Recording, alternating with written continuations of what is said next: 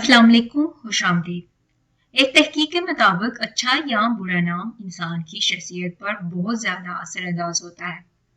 हज़रत मोहम्मद सल्लल्लाहु अलैहि वसल्लम तमाम मुसलमानों के लिए बेहतरीन रहनुमा है।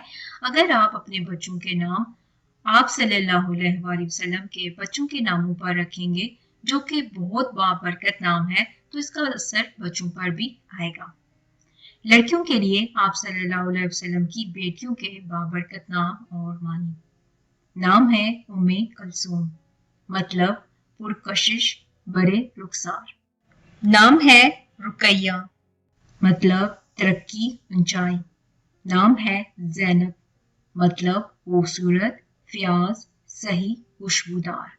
नाम है फातिमा, मतलब जन्नत की आग से बचाने वाली, दूध चढ़ाना या तड़प करना। लड़कों के लिए आप सल्लल्लाहु अलैहि वसल्लम के बेटों के बाबरकत नाम और मानी।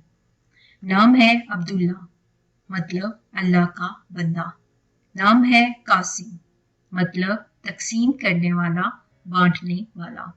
नाम है इब्राहीम, मतलब खलील अल्लाह का नाम।